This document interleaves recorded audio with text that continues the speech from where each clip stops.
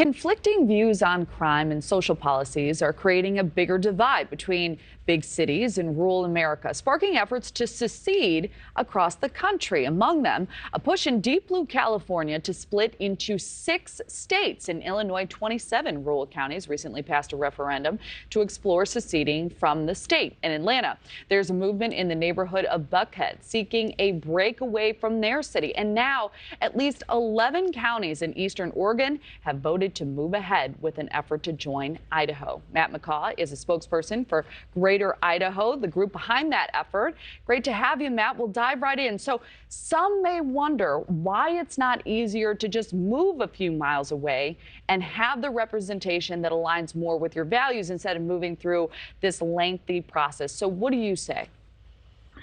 So what I would say to that is that we have people in Eastern Oregon. We're not just talking about a few people. We're talking about 400,000 people in Eastern Oregon. And these are people that have lived here for generations. These are communities. The people in Eastern Oregon love their communities. They love their land. They love their people.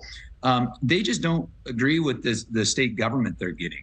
So what we're proposing is moving that state line. You know, a border is an invisible line, and it's a tool that you can move and you can use it to make people's lives better. The border between Oregon and Idaho was set almost 200 years ago.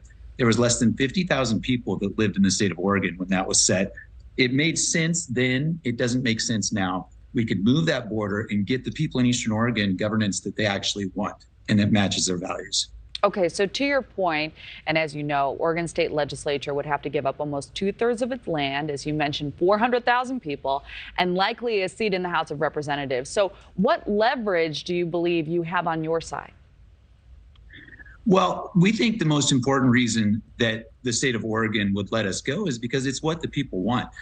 We've been going county by county for the last 2 years, and we've been asking people in Eastern Oregon, do you want your elected leaders to look into moving the border? And what people are saying with their votes is that, yes, we do. And we're not winning these elections 51-49. We're winning them 60-40. It's pretty overwhelming.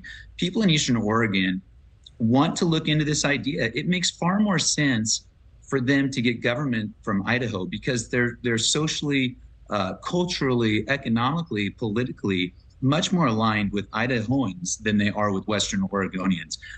So the people are saying this is what they want. And that's what our elected leaders are there to do, is to hear from the people and advocate for what they want.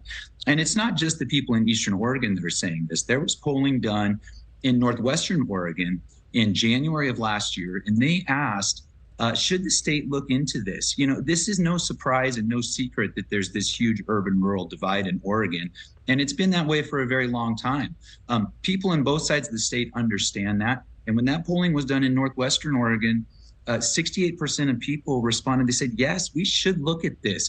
The people get it. They understand that the government that works and the policy that they want in Western Oregon doesn't necessarily work in Eastern Oregon and doesn't make sense for Eastern Oregonians.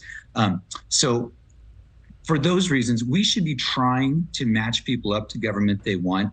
And this is a solution that does just that. All right, well, there's a lot to explore on this story. We appreciate you coming on. We'll be following this closely. Matt McCaw, thank you. Thank you. Thank you for watching. Go to newsnationnow.com to find NewsNation on your television provider. And don't forget to click the red subscribe button below to get more of NewsNation's fact-driven, unbiased coverage.